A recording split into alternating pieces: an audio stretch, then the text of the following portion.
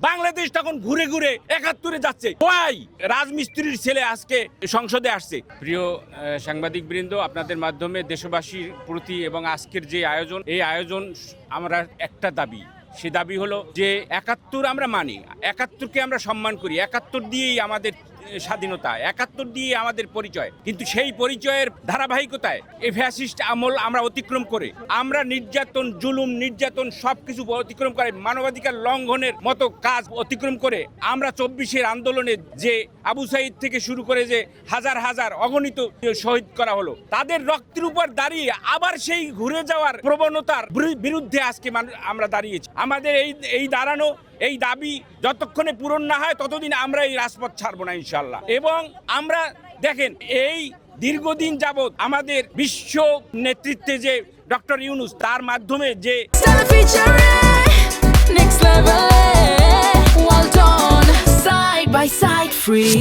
জুলাই সনদ হলো, এই জুলাই সনদের আজকে পাশ কাটিয়ে বা আবার কি বাংলাদেশ হচ্ছে, আমরা এটা তো কোনোদিন আশা করিনি। তাহলে এই দীর্ঘদিনের, এই ১.৫ বছরের এই ডক্টর ইউনূসের এই যে পয়সা খরচ করছে, সেই পয়সাটা কি আমার আপনার নয়? সেটা কি দেশের নয়? তাহলে তারা যে জুলাই সনদ করলো, এটা কি হাসি তামাশার কোনো খেলা ছিল? সেই জুলাই সনদ কেন আজকে বাস্তবায়নে গড়িমসি হচ্ছে? আমরা এই গড়িমসি আমরা দেখতে চাই না। আপনারা দেখেন, জুলাইকে পাশ কাটিয়ে আজকে আবার কিভাবে শুরু করেছে। পুলিশের পোশাকটি একদিনে বা এক মুহূর্তে এরা পরিবর্তন হয়নি, এটাকে নিয়ে বারবার বসা হয়েছে, এটাকে নিয়ে রিফাইন করা হয়েছে, এটাকে পছন্দ করা হয়েছে। তারপরে এখন আবার সেটা পছন্দ হচ্ছে না, আবার ঘুরে সেই আগের রঙে যেতে হবে, আবার ঘুরে সেই আবার ফ্যাসিস্ট আমলে যেতে হবে।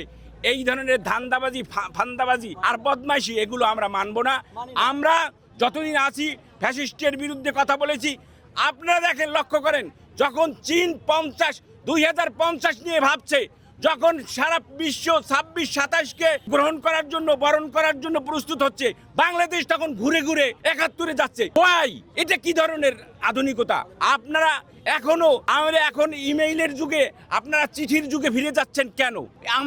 আমাদের কিছু বুঝে আসছে না।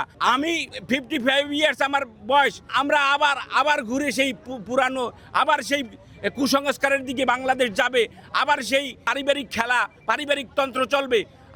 আমরা যা চাই, আমরা দেখছি যে রাজমিস্ত্রির ছেলে আজকে সংসদে আসছে, এই আসার সুযোগ দিতে হবে। আপনারা যারা এই সাংবাদিকতা আছেন, সাংবাদিক থেকে উঠে আসবে, তারা সংসদে গিয়ে কথা বলবে, সাধারণ মানুষের পক্ষ থেকে আসবে। আপনারা শুধু পারিবারিক তন্ত্রে আটকিয়ে রাখবেন, আপনারা ফ্যাসিস্ট তন্ত্রে আটকিয়ে রাখবেন, সেই বাংলাদেশ আর হবে না। আমরা রক্ত দিয়েছি, আবারও রক্ত যদি প্রয়োজন হয় আমরা দেব, যতক্ষণ পর্যন্ত না জুলাই সনদ মানে হলো নতুন বাংলাদেশ, জুলাই সনদ মানে অধিকারের বাংলাদেশ, জুলাই সনদ মানে আবার নতুন করে এই বাংলাদেশকে রিফর্ম করে বিশ্বের বুকে মাথা উঁচু করে দাঁড়ানোর বাংলাদেশ। জুলাই সনদ নিয়ে খেলাধুলা আর হবে না। গণভোটকে কেন এড়িয়ে যাওয়া হচ্ছে? আমরা চাই অবিলম্বে সংস্কার পরিষদ গঠন করে জুলাই সনদকে বাস্তবায়ন করবে। যতক্ষণ পর্যন্ত করবে না, ততক্ষণ পর্যন্ত আমরা রাজপথ ছাড়ব না ইনশাআল্লাহ।